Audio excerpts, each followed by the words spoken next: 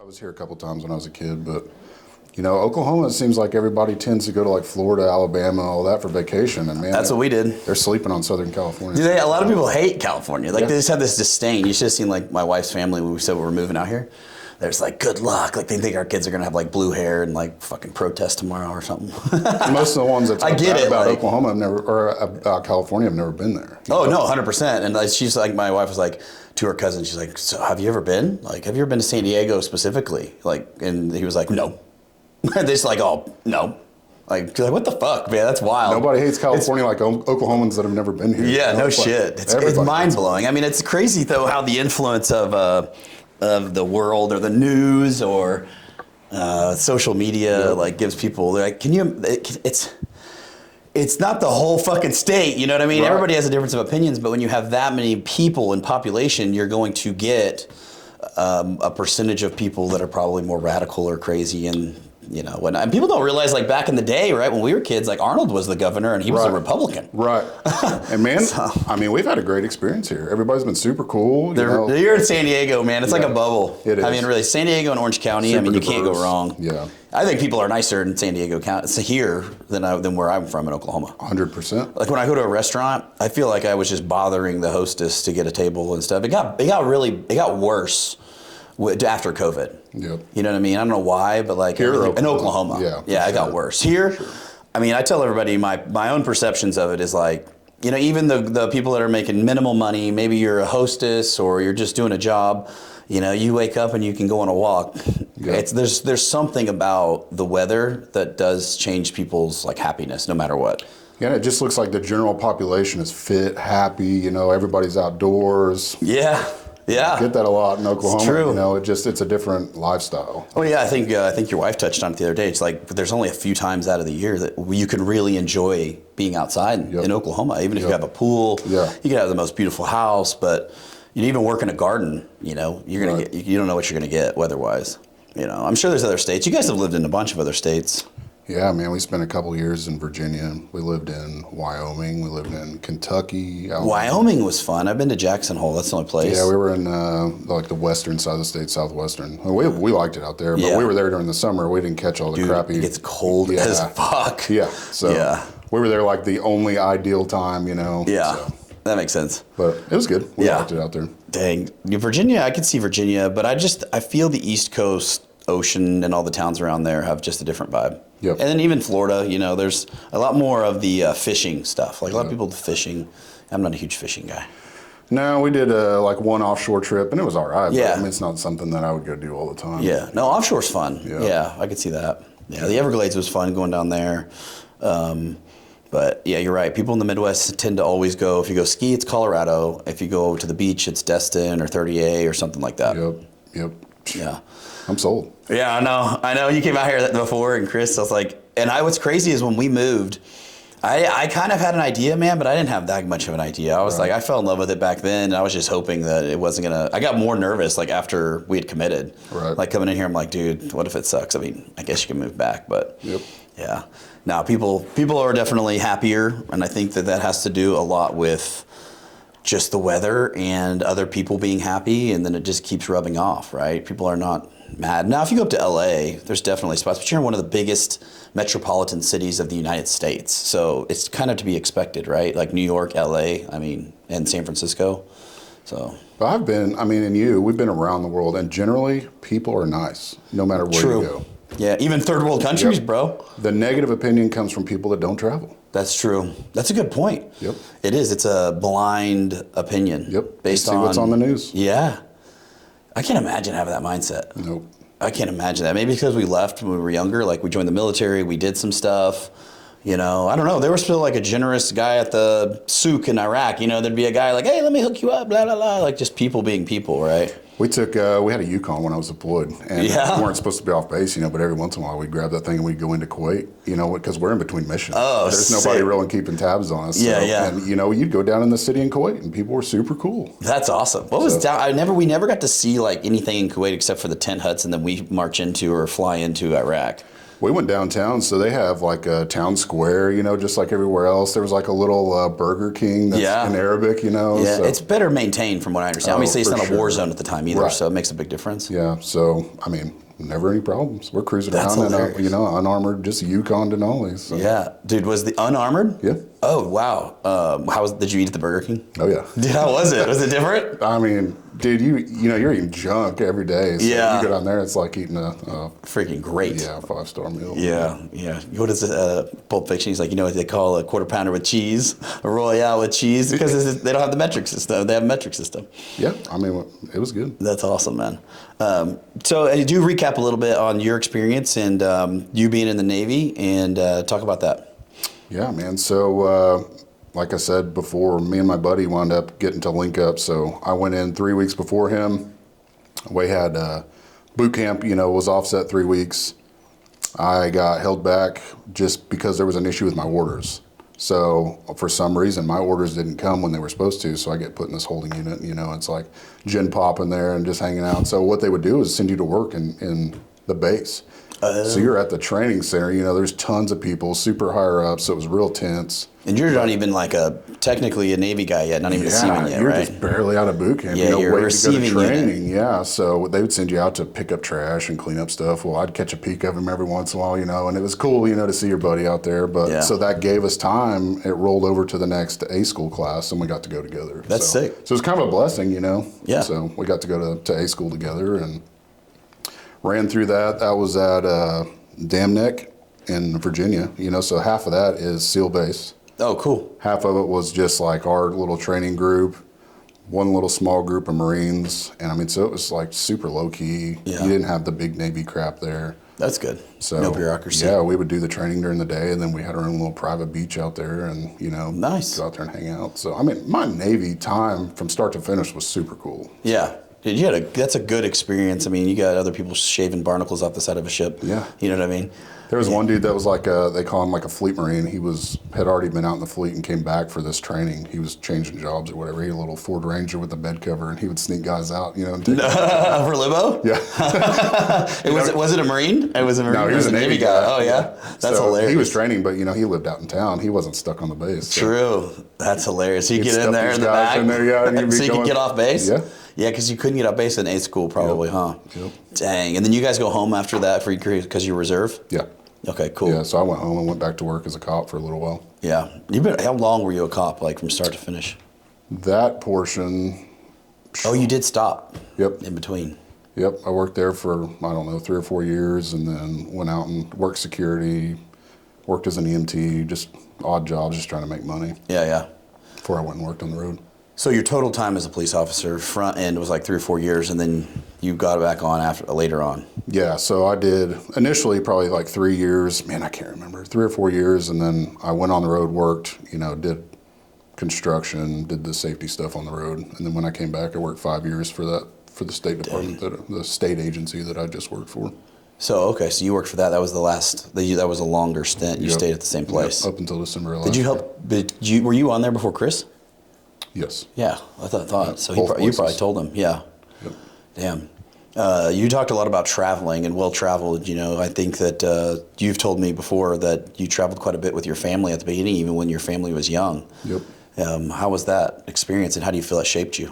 Man, it's great. Like we talk, people get this negative opinion of the world, but they don't get out and experience the world, So we've been to most of the United States, been around the world, on my deployment. We were a little 12-man team that rode these oil tankers, cargo ships, or whatever. So we would get flown out to that ship wherever it was at, and then we would ride it to whatever country it was going to. So that's going to the UAE, maybe Bahrain.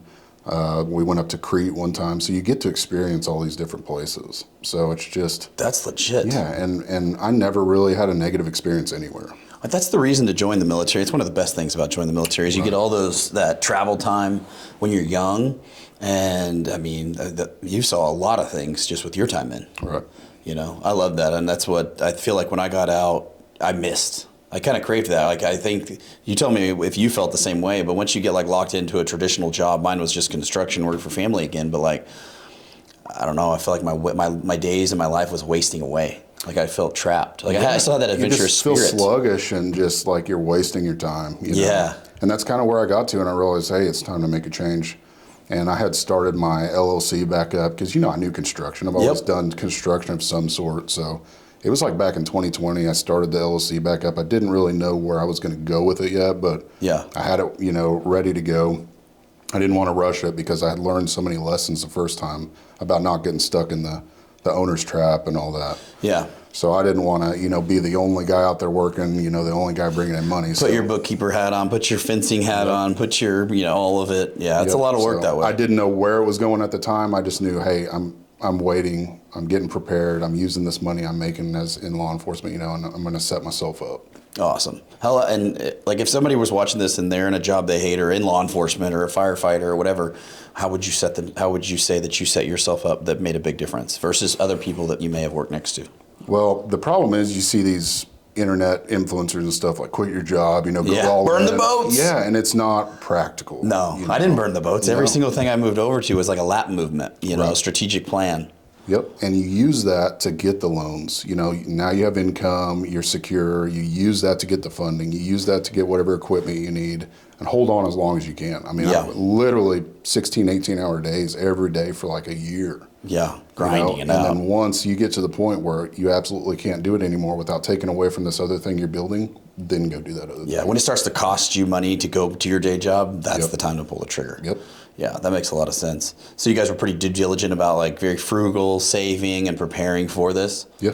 So, I mean, not ridiculous. We like to go out to eat. Yeah. We still go on vacation. Still lived your life. Yeah.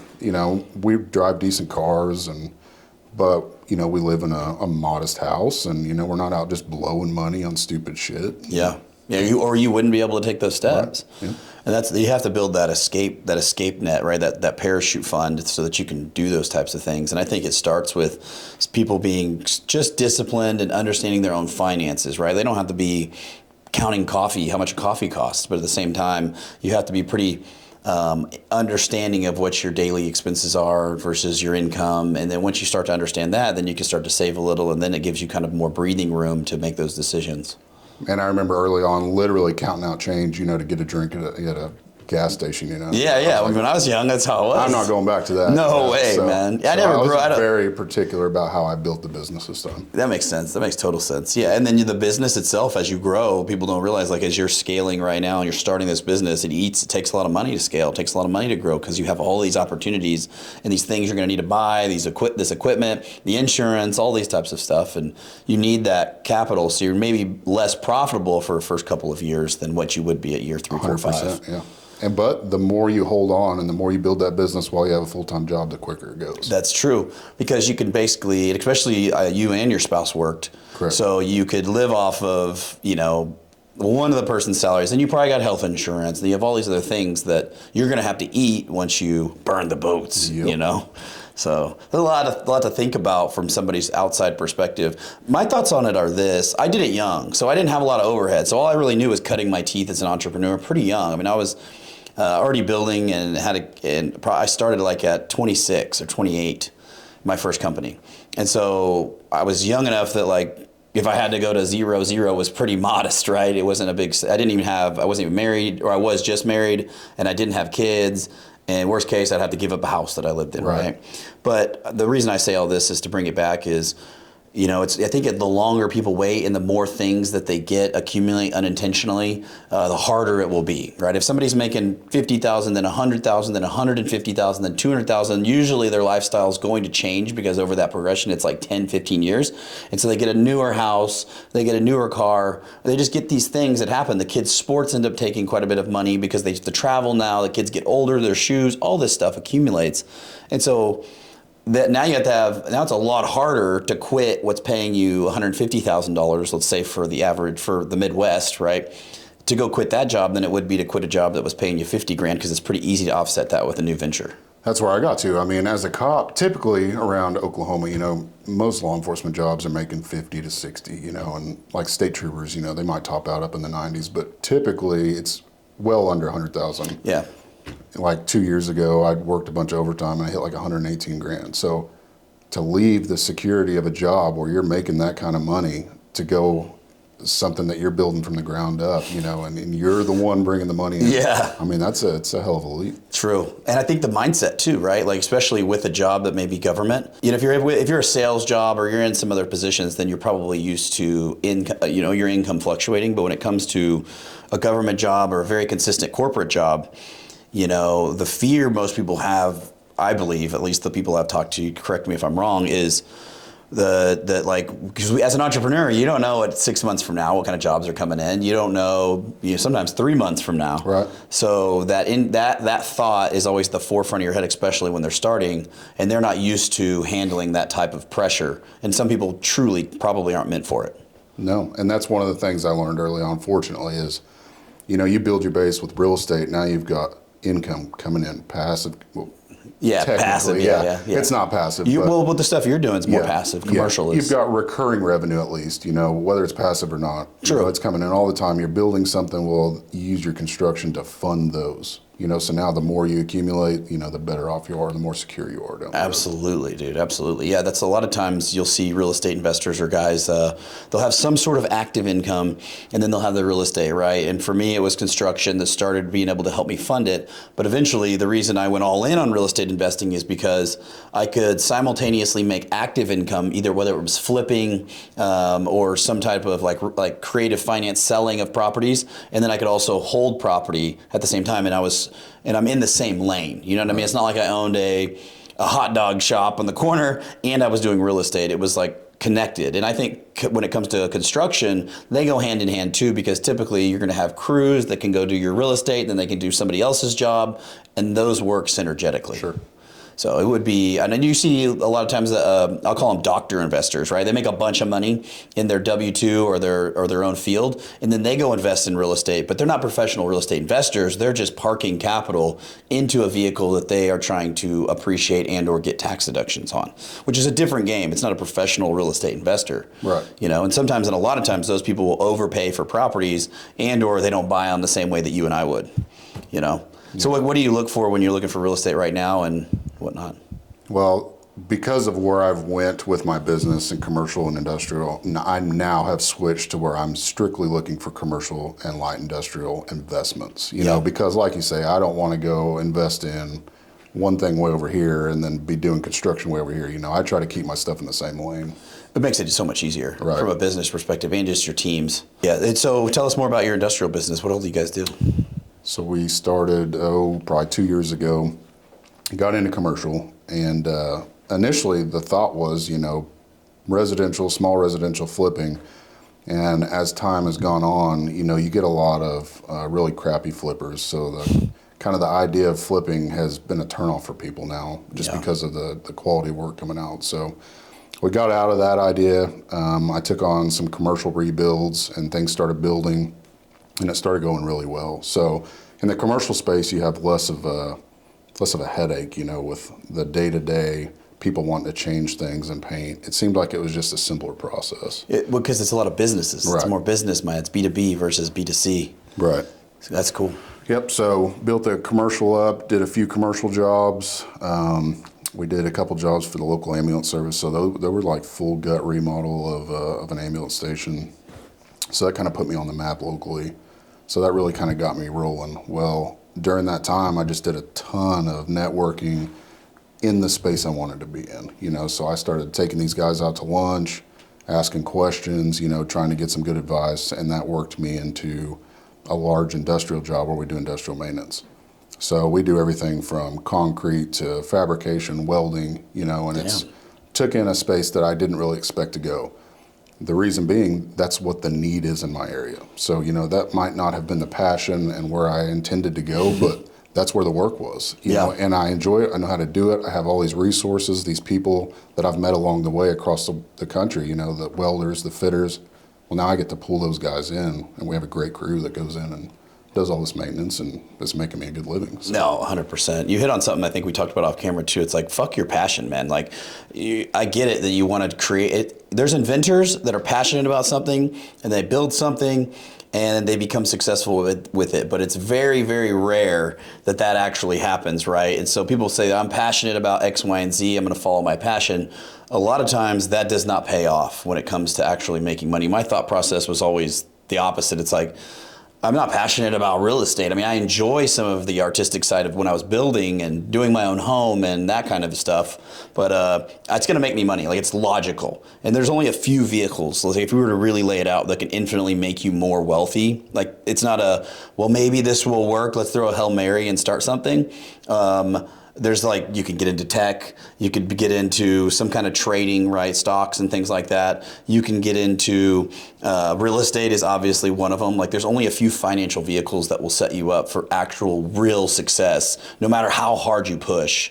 And so I think that when people get excited about jobs and are doing something in entrepreneurship, they're just like, it's a passion project, and you got to follow the money. Right. You could have the best product, best service, whatever in your area, but if there's not a customer for it, you're not going to make a dime. You know, exactly. And I see that a lot with, especially retail in our area, because it's just not a retail-driven area. I could see that. You know, so industrial's huge. It's a very industrial type area, but unfortunately, you know, these people try to open these small retails or, you know, restaurants or whatever, and you just don't have the customer base for it. Could be the best restaurant, best retail ever out here. They might make $1 million, but if you don't have the customer, you don't have a business. It's sheer volume, absolutely. Yep. And I mean, I could tell the difference, right? For me, living out here for about 2 years, coming from Oklahoma, not in the same area where you live, but even Oklahoma City, a little bit bigger metropolitan than Pryor itself. But you're close to Tulsa. But like, those places don't survive. Like, malls are pretty much dead in Oklahoma City. Places will pop up. I always joked, like, a new hip restaurant will pop up, but by the time like the buzz is worn off of it, somebody else has popped up, and now this one's about to go out. And it just seemed like it was hopping around. And that's just because there's not enough people that can even go to those places. And I think people get this idea that they're going to go and you know, create their passion project, but you have to be really honest with yourself about the market and supply and demand, and if it's even going to be there. And fortunately, that's something I learned early on in business, you know, is just the demand has to be there, you know, so don't get stuck in the owner's trap, and you have to have a product and service that there's a customer for. Yeah. So, I mean, you can beat your head against the wall for years, you know, trying to get by and make just a little bit, and it's never going to go anywhere. Yeah. Well, I think people get the idea of like marrying their passion to their finances. And I got good advice really early from the bodybuilding world. Like, I started getting jacked out of high school, lifting weights, you know, and then I got in the Marine Corps and I started lifting weights. And one of the guys that I was training with, he was actually like kind of training me. Like, he was an older dude, you know, kind of a mentor for just the training, for just bodybuilding. And I was like, I'm going to do a competition. And so I started kind of like locking in, looking what that looked like, and it fucking gets miserable real quick. Like, when you're having fun with it with your boys versus going and eating chicken and rice and weighing all this stuff out it's not bad for aesthetics as you get older, but to me, like, lock in for a competition. And I just remember being like, this fucking sucks. Like, I have other things going on in my life. And he was like, he goes, when you make your passion a job, or when you make your hobby a job, it's no longer a hobby. And that really sank in with me, not just from that perspective, right? It's cool to lock in, get the photos, maybe do a competition, challenge yourself. I admire that. But like, I wasn't trying to be a pro bodybuilder. That wasn't any of my goals. It was just like, oh, this would be fun to do. But when you pussyfoot it in like that, right? I'm probably not going to do the best because I'm not all the way committed. And it just took away something that I truly enjoyed and made it into something that I had to do, which made it miserable. And I think that I could see so many people start a company or start a business with so much passion, and then they're like, oh, fuck, this is not fun for me anymore, right? This is not enjoyable anymore. So. I agree.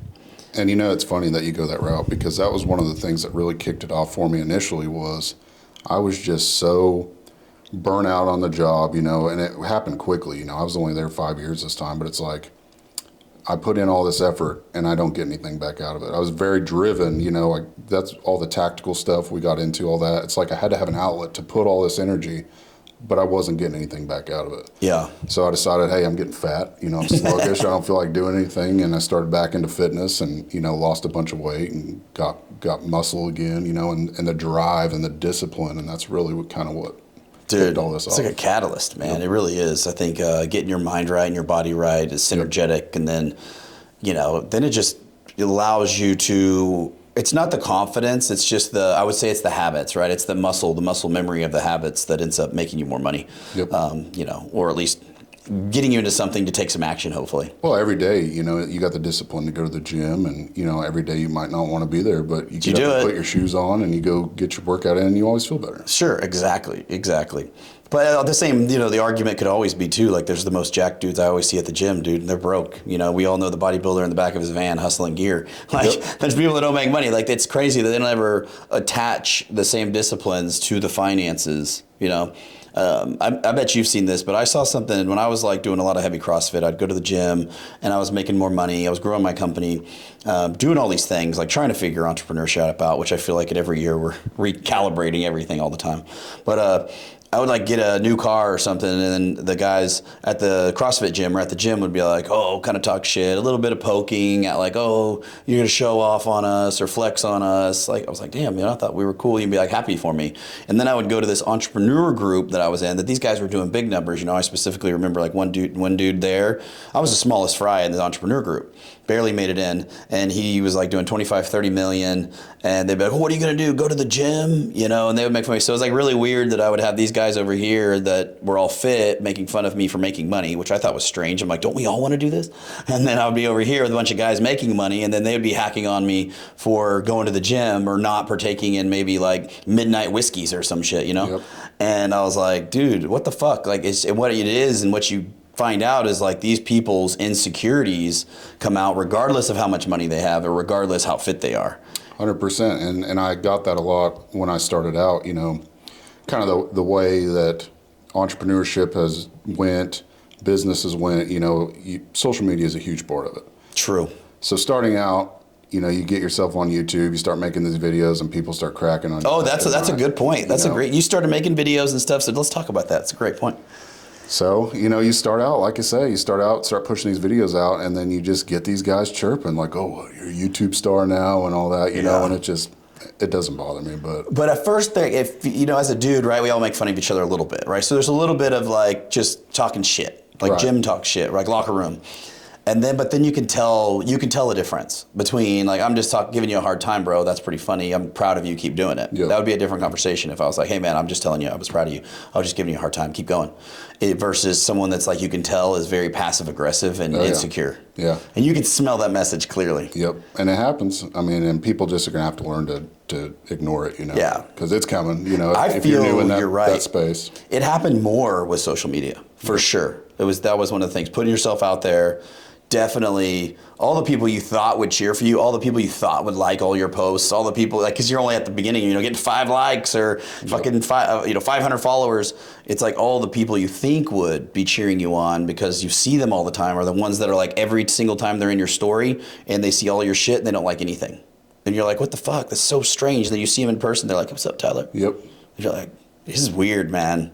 And then it'll be a complete stranger that'll be like, dude, I really appreciate you saying what you said in that one message. I didn't know anything about X, Y, and Z, or you really motivated me this morning taking a picture, going to the gym, whatever it is. Complete stranger. And that's what keeps you going, Yep, 100%. Because we ourselves, I should say, got inspired by complete strangers, right? Yep. And so, I got inspired by other people too, but they just didn't put themselves on social media at the start. So what projects do you have going currently? We have a 5,000 square foot co-working office space that's I would say we're about 90% complete. So we start drywall on it Monday. And that's something we bought personally. So we bought that, the remodel, we're doing all that ourselves. So that'll be one of our, real estate investments that we hold on to. Sweet. So we have that. We have a little spec house that we're getting ready to start, and just a bunch of industrial work. We talked about, I'll talk about the spec house thing for a second because you and I are both in agreement on they don't make a lot of money. Right. And I think markets very much decide, right? You see a lot of guys on social media talking about development, new construction, and I get what they're doing. And these guys that I think are talking about it are making good money in it, but you have to be, markets matter. Like if we're talking about the most expensive area in Texas and you're demoing property in pocket lots and then you're building a multi-million-dollar house, That's a good plan. If you can get into that niche, that's a great plan. But if you're talking about building a spec house in rural Oklahoma or even certain parts or even Edmond where I come from, the margins aren't that big. Even if you're building a $500,000 house in Edmond,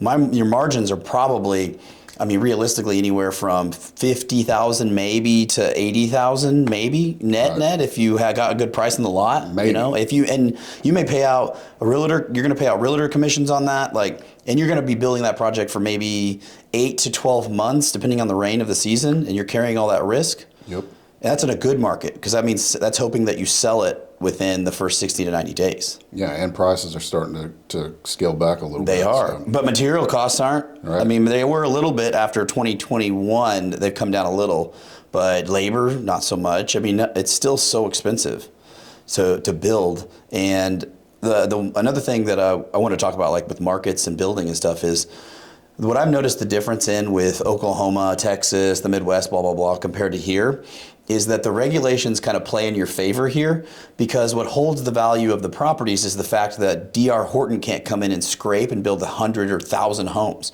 So what happens is there's less inventory, which keeps the current inventory prices much higher. But if you're in Texas, you're outside of Dallas, you're in Flower Mound, you're in Irving, you're in Oklahoma, you got mass production builders, and so you would be directly competing with your flips and your new construction against the volume builders. And so therefore you don't have as much margin and you have a much heavier competition. I'll tell you one thing I saw, and we've had this conversation. One of my neighbors was a pool builder here in California. They just moved to Oklahoma.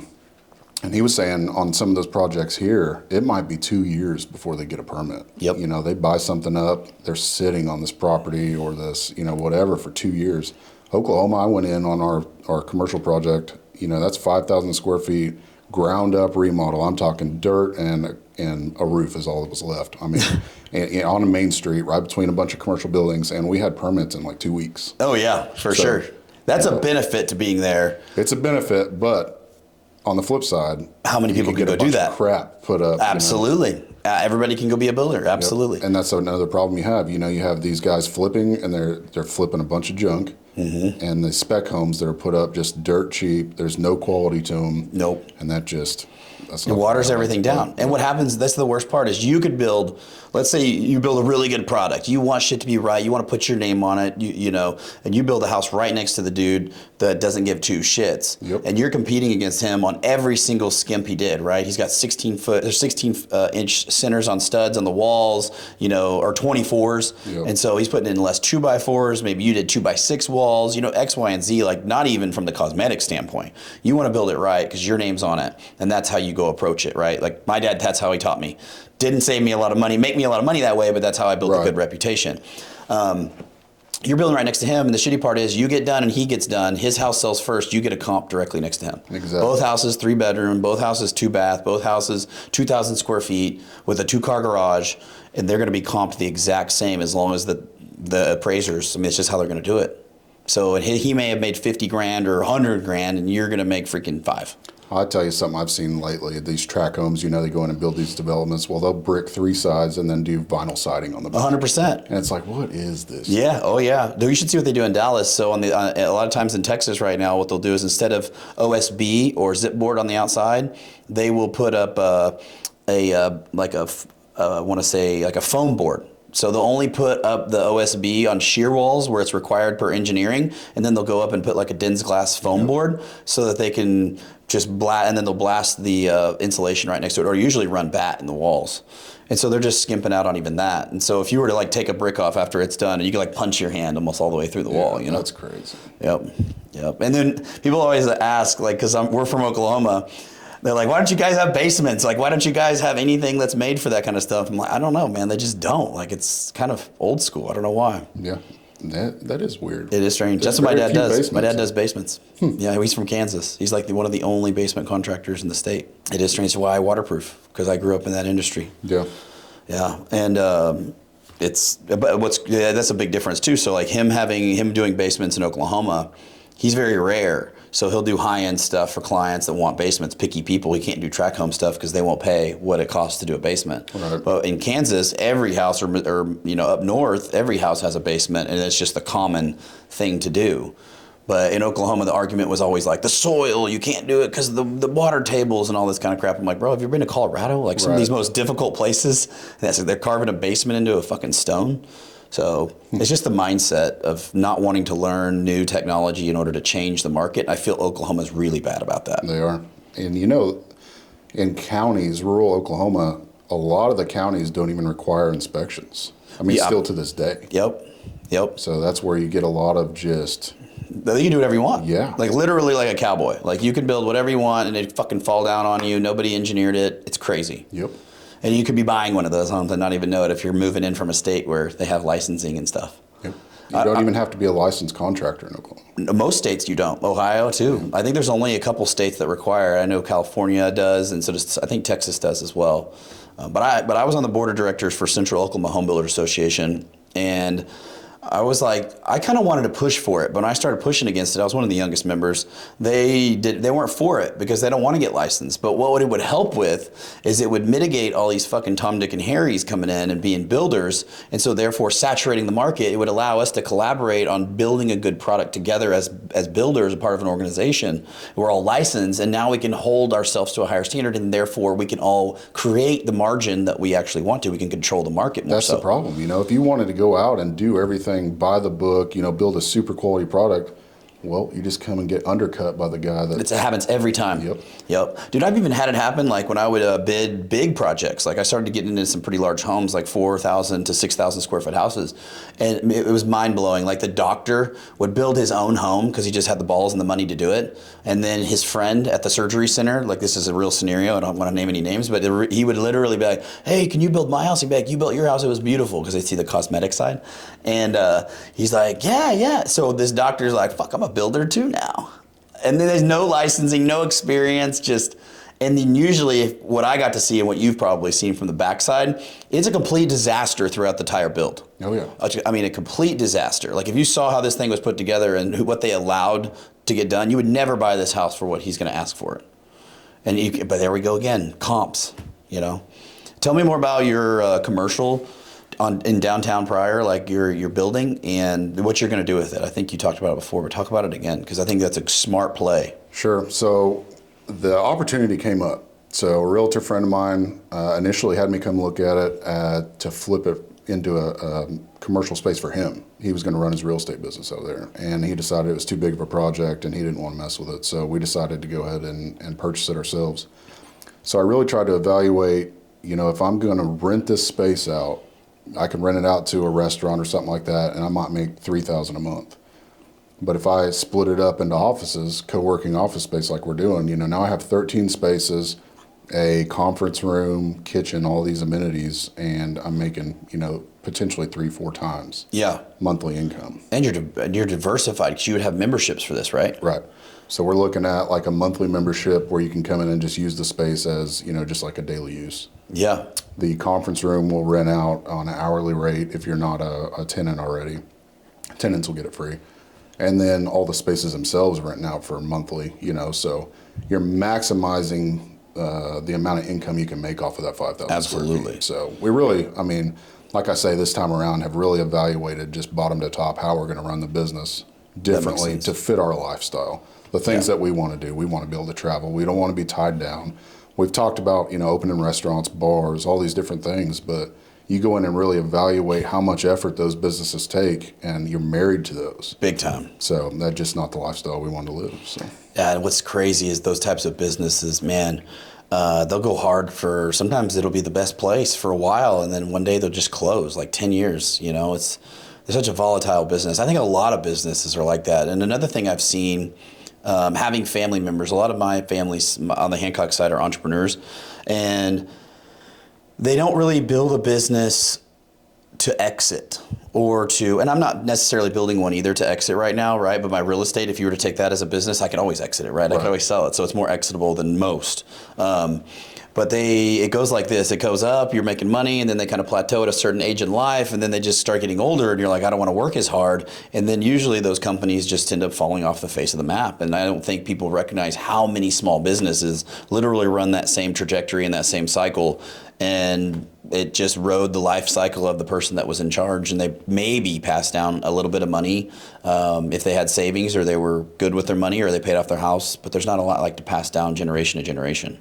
I see that firsthand. I have several friends that run restaurants.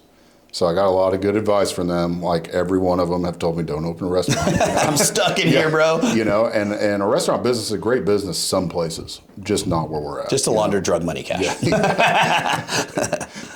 I won't point any fingers. No, honestly, I've seen that, dude. I'm like, oh my God.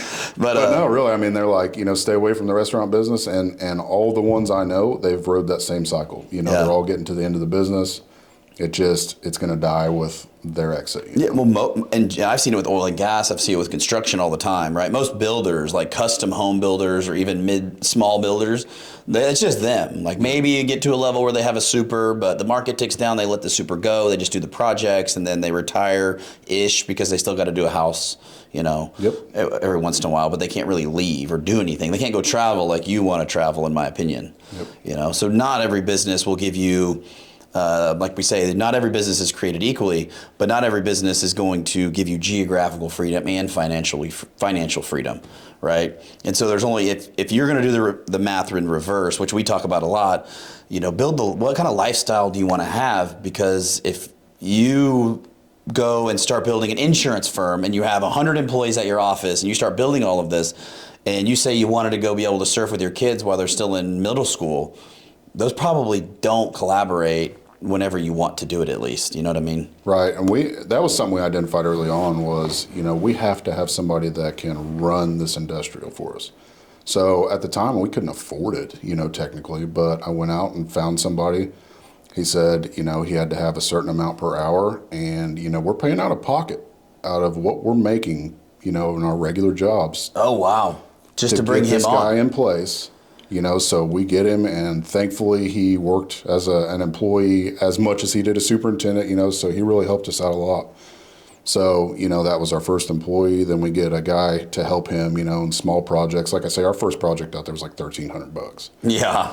So I had, you know, a lot of buddies that do different things, different trades. So I would hire them on just as a contractor, and we built this thing up slowly. But I knew from the get-go, we have to have somebody in place to run this, or I'm going to get stuck to it in the owner's trap, just like we always have before. So I was able to get him in place, and luckily it took off quick enough that I was able to keep him on, got him the money he wanted, you know, and things progressed. So now we're up to 6 employees there. Everything's running great, but I have a guy in place that is running that. You invested in that even when you couldn't afford it. Yep. Yeah. And so let's talk about systems and processes. It's huge. That's everything. So let's talk about something else you just said. So what year was that? Last year you just did 1,300? Like, or no, 2024. That was your first project, right? Yep. $1,300 was the first one. And this year, and I thought I was, you know, you're making your own money. Yeah, your own money is totally different. It does feel good. Yeah. But this year, 2026, you're projected to do what? You think you'll do over $1 million?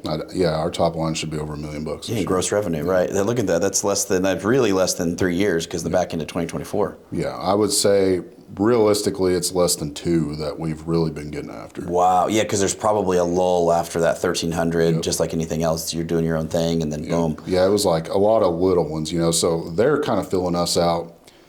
We did a lot of small projects. You know, it's a new company to them. They're not going to let you go off and bid, you know, big capital projects, obviously. True. So we just did a little, you know, concrete patch here and there, some, you know, fix some industrial type, what was that stuff? Like structural. Yeah. They had a lot of structural problems because it's acidic water in the air, like it's a mist. Oh, wow. It's a paper so it's factory. Just tearing all the metal up.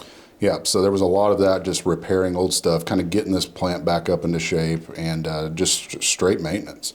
So we did just a lot of small, you know, $1,000 here, $1,000 there. Well, you get more into like, now we need some new stuff built. We need some stuff demoed. So then you get into $10,000 projects, you know, and then, you know, multiple tens. Yeah. So it has grown at a rapid pace, but I mean, it started super slow. Yeah. Well, I don't think so. You sped it up pretty quick. I mean, look at the timeline, bro. I mean, like in 2 years, you're already going to gross over $1 million. And one thing that's super important to talk about is like, people always blab their mouth on social media about like gross revenue numbers, especially real estate agents. They're always like, we did X amount of million, but like they really made just this much, right? Sure. You made 70 grand on $10 million worth of sales in real estate because that's just the house prices, right? Yep. And but when it comes to your business and stuff like that, operating positively with a margin, like you already know how to do that, but I don't think everybody else does. Like having a net margin is very important. That's one thing I did not know at the beginning was the difference between markup and margin. Yeah. You know, you might be marking up your job 20%, but you might not be keeping. You might not be netting that. Yeah. No, after the insurance, after all the things that come out, the fuel and your truck and everything. So I was like, oh yeah, we're killing it. Every job we're marking it up 20%. Well, that's not the case. It's not enough. Yep. Yeah, you were getting all the jobs because you're doing them too cheap. Yep. Because you're not making any money. So thankfully, a lot of the lessons I learned early on, you know, with my first business, it was a fencing business. Started out, I mean, just ground level was mowing lawns. You know, then started doing landscaping, started building fences, built the fencing business up for a couple years, and it did pretty well. Hell yeah. A buddy of mine still runs it to this day, and he's doing well. He's in the multiple hundred thousands. He's comfortable. He doesn't want to grow it anymore. You know, he's at that sweet spot. So, like I said, that business is still going. But I learned a lot of lessons early on about what I wanted out of my business going forward and the lifestyle we enjoy. Yeah, it pays off now. Yeah. For sure, dude. Awesome. Well, Tyler Bruce. Tyler, where can they find you, dude? Instagram, Tyler.Bruce, Tyler.Bruce. Same for Facebook. YouTube. Are you putting YouTube videos out there? Man, I put a couple up. Yeah? Have you put them out there? Yeah. Is it the same handle? Yeah. Nice. Tyler Bruce on everything. So trying to get more and more YouTube. It's a YouTube's harder. Not having enough time. It's people, dude. Putting content out there it's fun. Like I love having podcasts. This is easy, but like going doing field content and things like that, it's a lot of work and it does take away from what you're doing. Especially like when you get in these mindsets of like you're in the project, you're dealing with a problem here, you're dealing with this. Last thing you want to do is like, oh, let me whip out some cameras and stuff. And you just forget. You know, I have intentions to do it, and then you just get wrapped up and. Yeah, follow his stuff. He's doing a lot of industrial things and doing his building. He's got an industrial company and then building and doing industrial. And you walk us through some of that on social media. So I've seen a bunch of that. Yep. So I'm stoked to continue to watch and see it happen, bro. Thanks for coming. Thanks for having me out, man. I like Southern California. Hell yeah, good. All right.